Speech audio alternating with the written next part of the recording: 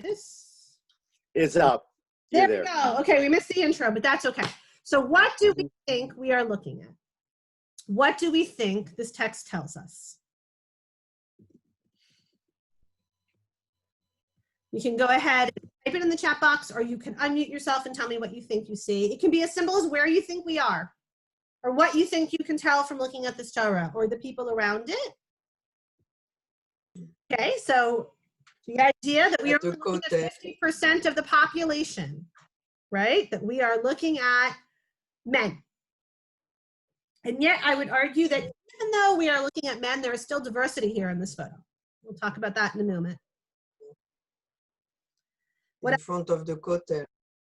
So the kotel, we're at the kotel, we're in Israel, which means that our Torah, this journey that we are on, we have come back to the temple. We're not on the other side of that wall, but the people in their Torah are here on this journey. Okay, so we are in Jerusalem. We are at the Kotel, and it is Tisha B'Av in 1997. Some of these people have come because it's Tisha B'Av, and some of them are tourists who are a little confused by the crowds. And here we have a public reading of the Torah. What do you know about that Torah? What do you, look at that Torah. Anyone know what makes that Torah special? Sephardic Torah. Sephardic Torah. How do you know? Can you see really? Is it written in case? It's in the case. It's in a case. I had a student once describe this as a turtle Torah, and that's kind of what it is.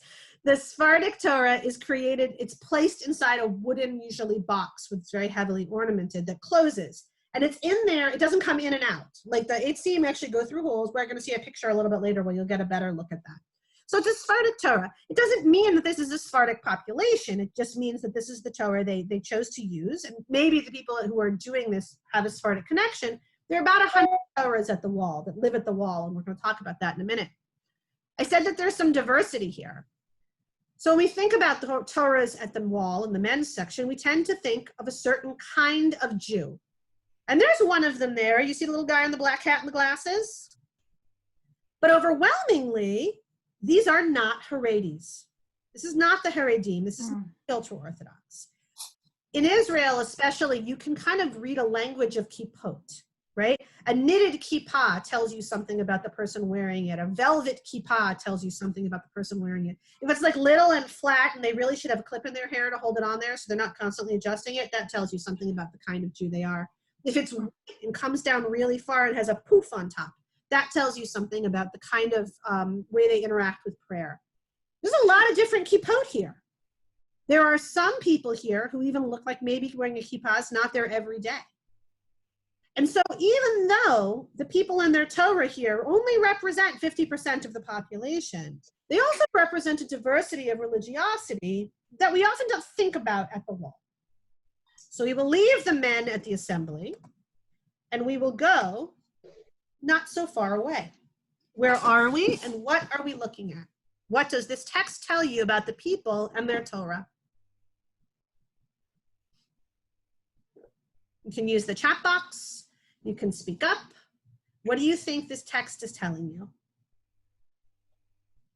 Women reading Torah in front of the kotel. Okay, so we think we're in Israel. Women are reading Torah. Someone mentioned the kotel. The Robinsons aren't? Or maybe there's that string on the glasses, you know, that if that doesn't say teacher, I don't know what does. What else do we think we're seeing? Okay, so we're actually not at the Kotel, we're at Robinson's Arch. It's not so far away, but very distinctly is not the Kotel. And the photo that we're looking at was used in an article in Haaretz that came out a few years ago, following a decision made by the Jerusalem district courts in relation to the women of the wall. These are the women who have been asking to be able to read Torah in the women's section at the wall. And the Jerusalem district court said that they could not be restricted. They had to be allowed to do so. So yay, they won what they went for, except for the Jerusalem district court is not the governing body of the wall.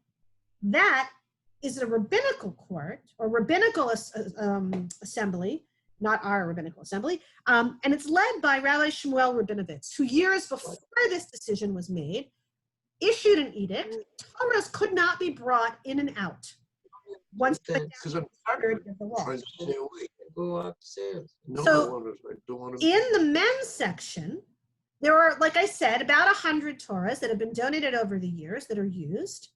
And so these rabbis said, great, the court said you can read a Torah. Where are you going to get one? We are not passing one over the barrier, and you cannot bring one in. And so this is an example of the people and their Torah on their journey, where we have this moment in Israel where you have the sort of religious authority and the government authority not speaking the same language. And so it doesn't resolve this problem between the relationship between women and their Torah. Now, obviously, there hasn't been much about women at the wall lately because there hasn't been much of anything lately in Israel. But things are reopening. Life is resuming. Kids are back in school. People are back at work. And so we'll see, is this debate still continues? Every time something gets resolved, something new comes up. But as we talk about the changing relationship between people and their Torah, who those people are and how they interact with that Torah is part of it. So now we're going to move into a space where we really expect to see a Torah. Where we think about Torah, this is the space we mostly think about. So what do you think? What are we looking at? What does it make you think about? Where are we in our journey with people and their Torah? Like a bar mitzvah. A bar mitzvah. And on behalf of all Olam Tikva kids everywhere, I know you all want to do what's happening to that poor child's cheek, but none of you are allowed. No one can pinch a cheek, like this poor boy's having his cheek pinched. On behalf of all those kids, I'd say so. Okay, so the bar mitzvah, what else do we think we're looking at? Well, but it's like on a Thursday, maybe. Okay, we have both tefillin and a photograph, so it's probably not Shabbat. So it's a Thursday, it's Monday, it's Rosh Chodesh, sometime where we can put on tefillin and take a picture. Anything else? Okay, we talked about that Torah before. Now you get a better look at what that Sephardic Torah looks like inside the box. Okay, so it's a Sephardic community probably. And unlike the wall, we can be pretty confident that if we're in a sanctuary space that's using this kind of Torah, they are probably, it's a Sephardic shul. Anything else? Okay, so we are indeed at a bar mitzvah. And this is Mexico City. This mitzvah bar is part of one of the largest Jewish communities in Latin America. Brazil and Argentina also have very large communities. And there are about 25 synagogues in and around Mexico City. There are day schools, kosher food. There is a thriving Jewish community there. We talk about our Jewish journey with Torah and how we get there. Well, how did they get there? So the first wave of Jews that come to Mexico City, I don't know if you guys saw the background for Rabbi Calendar, the history of the world, and no one sees the Inquisition coming. Our first wave of Jews in Mexico City are the conversos. And the 15 commandments. Yes, and then the 10 commandments. So a little further in the film, we get the conversos, right? So the conversos come over in the 16th century, and they fit in. They speak the language. They do bring Ladino, right? And they very easily assimilate into the Catholic community of Mexico City. They're welcomed. It's a pretty easy transition. They're joined later in the 19th century by German Jews, and then a wave of Russian Jews in the 1880s. Again, fleeing anti-Semitism. And so that starts to mingle the Sephardic and the Ashkenazi tradition, but in this case, it's the Sephardic tradition that kind of takes prominence. Our last wave happens in around 1910 when the Ottoman Empire falls, and Jews decide that is no longer a place they want to hang out. And because of Ladino, they are able to communicate with this population. We talk a lot about the journey of the people and their Torah in relation to kind of two destinations, right? Here and Israel. We don't think a lot about other places Jews and their Torah have gone. So think about those conversos. Could they ever have imagined what we see right here, right? When they got on those ships and they made that journey, this is the image that they held in their minds. This is what they were looking for, right? This cute little punam. I don't know what the Ladino version of that is. being pinched on his bar mitzvah, right? In this shul that clearly is doing, there's people there, it looks well maintained. This is what that journey with their Torah was all about. So we're going to stay in this traditional space for Torah, but move into a different traditional space for Torah. What do you see? What do you think about? Where do you think we are?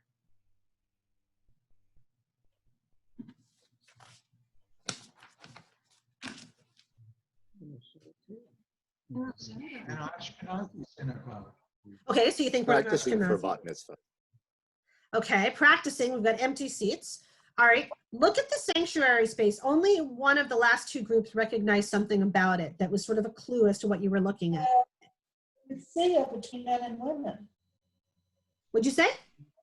Messiah between men and women. Yes, there's a mechitza, yes. So behind her is that mechitza, separating the men and the women's section. Orthodox. Orthodox? Excuse me? All right, so we are in our own backyard. This is Ohev Shalom, the National Synagogue. I think you're required to say it that way. It's a modern Orthodox synagogue in DC. And we have a young girl preparing for her bat mitzvah. And at Ohev Shalom, she will have a bat mitzvah with the Torah. She will have it in a women's minyan, but she will become bat mitzvah. This picture was taken last year. And this young woman's name is Batya Sperling Milner. And Batya is blind. So about a year before her bat mitzvah, her mother, who's that woman in the hat, and who is a Jewish educator, who I happen to know, said to herself, I want her to have an authentic experience. I want her to really get to experience what it is to learn to read Torah. But there really aren't a lot of great resources for that. So she contacted people she knew in Israel who she thought could help. And they created a Braille Torah, originally for Batya, just her parsha. And they're completing this project now to make it available to anyone who wants access to it. On bat mitzvah morning, she stood before the Torah and she read.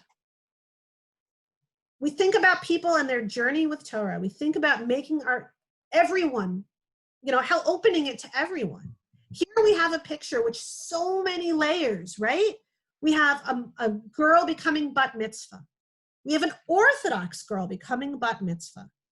We have a girl with a visual impairment becoming bat mitzvah, right? All of these things layered together, people and their Torah, changing relationship. All right. Where are we? What are we looking at? What does it make you think about? There are those little kippot I told you about. Israeli soldiers. Israeli Simchat soldiers. Torah. Simchat Torah, someone thinks. Israeli soldiers. Definitely. No one, it's interesting. This is the third group in a row that when I showed this picture to my kids, the first thing they saw was that guy with the electric guitar in the back, but nobody seems to notice the electric guitar in the back. He's apparently not speaking to any of you. Okay. All right. So Israeli soldiers, and obviously we have, that is a Torah, the box that you're looking at a Torah and the box in which it's going to be kept, right? It's got to be portable. So that white thing is its case, right? It's Aron HaKodesh. Like the Mishkan, they got to drag it around the nation. So that's what you're looking at there. Okay, so it is fall of 2011. The holidays have not yet started. So you're almost there with Simchat Torah. And you are looking at the 200th scroll donated to the IDF as part of a project to try and put Torahs into more units of the IDF. This particular unit is located at the Sirkin Army Base near Petach Tikva, which is north of Tel Aviv. It's really close to Tel Aviv. It's like the Arlington of DC close, like super close. We don't often think about religious Jews in the IDF. In fact, we often have kind of a negative idea about sort of religious Jews and the IDF. We think, oh, they don't join. But the fact is there are religious Jews in the IDF. Some of them are in their own units, but others are in units with everybody else. And it's also not true that no Haredi, no ultra-Orthodox Jews join the IDF. More and more, especially this current generation of like 19 to 25-year-olds, find themselves called to participate in that process. It is not the majority of them, but it is more than you would think. And the IDF is opening up to the idea that even if you're not a religious Jew, you might still want to have a relationship with Torah.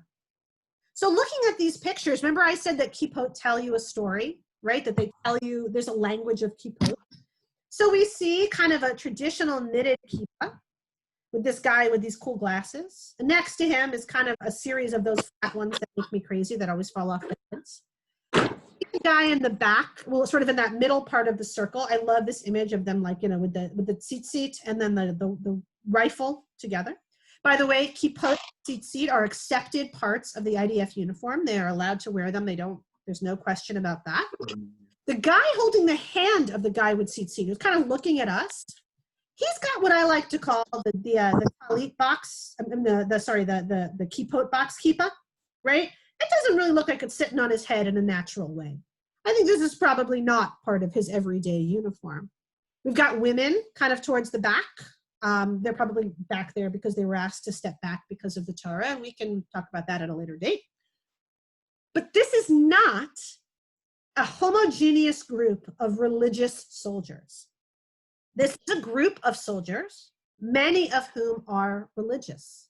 And so we need to think about this relationship of Jewish people and their Torah, even in something that feels wholly unreligious, right?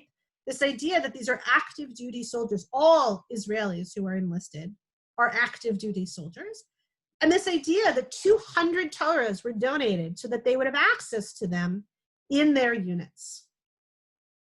All right, so we're gonna, again, step outside our traditional space for Torah. We have actually a familiar face in this picture. Some of you might recognize an OT face in this picture. Where are we? What are we looking at? What does this text tell us about the people and their Torah?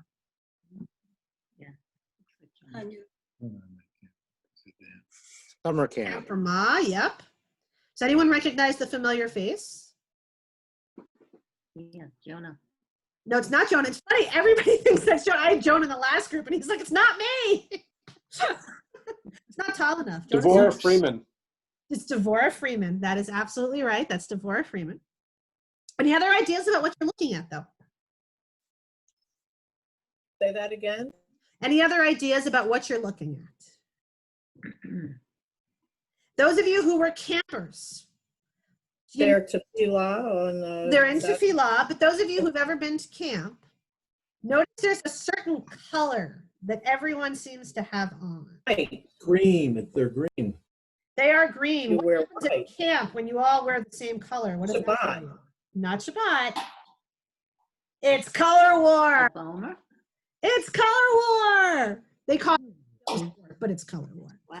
So camps all around the country, Jewish and non-Jewish, color war is a rite of passage. It's what it means at camp. They divide the camp depending on the size of your camp is the number of colors you have. I went to a little camp. We had 2 colors. Ramah has 4. I'm told Capital, I think, has 5.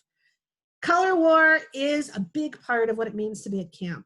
But at Jewish camps, reading Torah is also a part of what it means to be at camp. And so this is the Yarok team from last year. Yarok means green. The theme for Color War was Mario Kart. They were the Yoshis. Like 2 of you will understand what that means.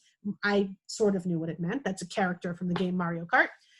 And this is their Moadon, their clubhouse, where they meet for their team meetings. Normally it's where just one age group meets, and you can see that it's all decked out in green with pictures and posters. And this is where they're going to come for the next 2 days to learn their songs and learn their cheers and figure out who's going to play volleyball.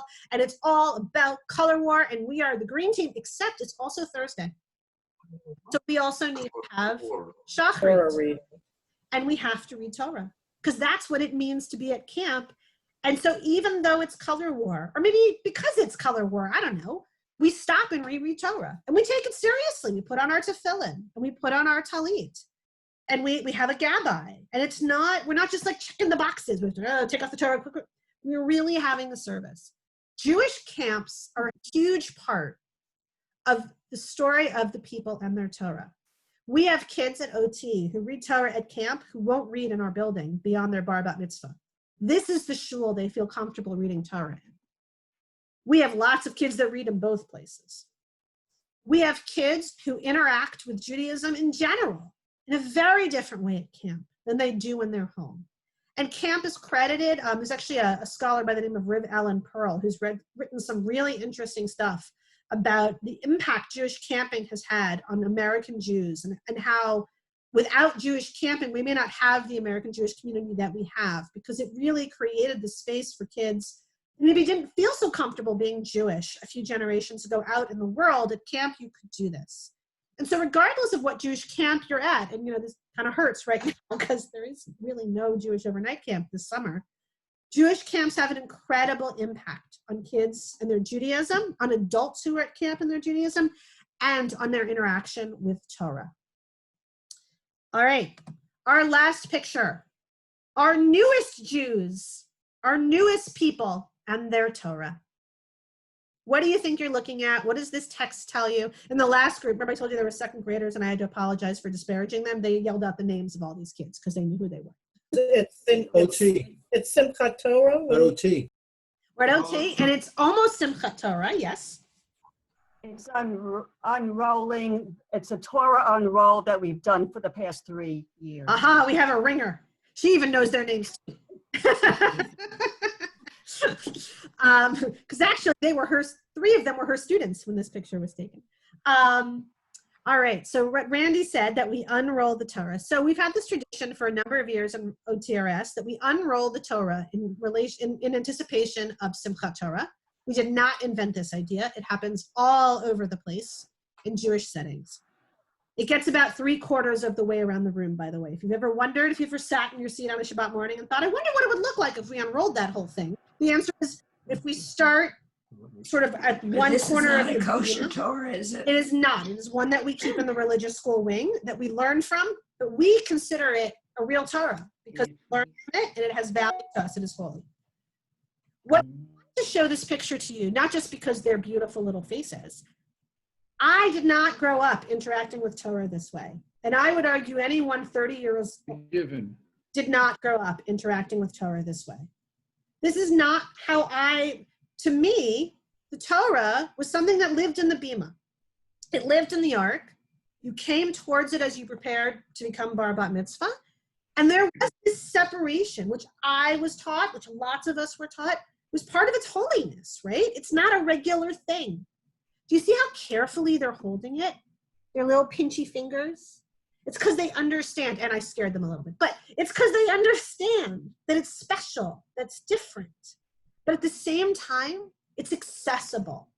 It's a part of who they are now, not who they're going to grow up to be, but who they are right now. That's, again, the idea of people and their Torah and this journey that we're on and this changing relationship, this movement within the Jewish world to demystify the Torah, to say you can touch it carefully with little pinchy fingers, that you can look at it, you can ask hard questions about it, and you don't have to be a magic age to do that. So we're going to end our journey there with the people and their Torah. Anyone have any last thoughts or things they'd like to share? Well, I really want to thank you all for joining me on this journey. In a moment, we're going to be pulled away. The room is going to close and we're going to go out. I also just want to say that, there's the message from Josh, that one of the things that I think is important about the people and their Torah is that I think sometimes we ask the wrong question. A lot of times we get the question, who wrote the Torah, right? And there are lots of different ways to look at that. Who wrote the Torah? Was it God? God inspired the hands of man? Like, where does that come from? The more interesting question to me is who reads the Torah? Who interacts with the Torah? Who holds the Torah? And who do you pass it to next? I'm sort of uninterested really in who wrote the Torah because I can't do anything with that question, right? I can think about it deeply, but I can't put my arms around it. But the idea of asking about what happens next, that is the question that is interesting to me. That is the place where I feel like I can really dive in and dig in and really do something with that. So that's sort of what I'd like you to think about this Shavuot. Think about wrestling with that idea. who holds the Torah? How did it get to you? And where is it going next? And while you've got it, what's your relationship with it? So Hag Sameach. Okay. Sameach. Hag Shavuot Sameach. Thank you very much. Sameach. Good Very good, session, Deborah. very good. Thank you. Great All class. right. All right. I'm going to actually, bye. Let's see what I'm going to do here. Don't go anywhere because we're going to go back into the main, unless you don't want to. We're going to go back into the main room for Yisker. The word was gone. We're going to go back into the main room for Yisker. Actually, I'm going to go tell my administrator that I'm going to reclaim my hosting duties. Yeah, I'm going to reclaim my hosting. light the candles. I think they still built. All right. This was the first time I've ever done an educational experience where I'm not running things. Okay. So we're going to go ahead and close the rooms. You're going to start in about a minute. You're going to start to slide away. Oh. There you go. Welcome back, everybody. Welcome, welcome. Camera. We're all back. Okay, I'm gonna just mute everybody for one quick second, just because as people come in, it helps a little bit. I hope everybody really had great learning, enjoyed that whole experience. I'm still waiting to see, let's see, where my co-hosts have not yet entered the room. We're 37 strong, but we were, at one point we were much higher than that. So some of you did some learning with us. 90 people, according to my, Logins. yes. Big applause for my husband who took over hosting duty there. So some of you did some learning with us, and some of you have joined us for Yisker. Those who are going to remain for Yisker, this is that moment where that's going to happen. Well, we're going to step into that in a moment. And for those of you who came to learn, that's your decision what you're going to do next. Hi. All right. So Rabbis Ravsky and Calendar, you are both now back in the room, I see. And you can. Okay, so I'm back here, so I'm going to jump in, Deborah. Okay. This is our first time. Frankly, hope we are our last time. I hope so too. But it is certainly our first time in studying like this. I hope it was powerful and meaningful in different kinds of ways for all of you. We all grappled with, experienced the idea of Matan Torah in different kinds of ways. And the only thing that I'm unhappy about on a personal level is that I didn't get to be in with our other two teachers. And so hopefully they will take some time to teach me that as well. Yeah, okay. So to finish this element of Torah study, while we're still allowing some other people to get here for Yisker, we're going to have 3 minutes until that point. So what we're going to do is show you a little short 3-minute experience that I think is really, really meaningful. I want you to listen very carefully to it because the nature of this is that we're obviously not in shul tomorrow morning. And even if we had shul, not everybody would necessarily be here, but the beauty of this experience is that we're able to be here together. So if you'll give me 1 second, I'm going to share something with everybody. You can follow a text if you wanted to, but really just a chance to listen, I think is the important thing to do. Uh-oh, I was so clever, I had this set, oh, there we go. Are you seeing that now? Nope. Oops, you're not there yet? Okay, there we go. All right.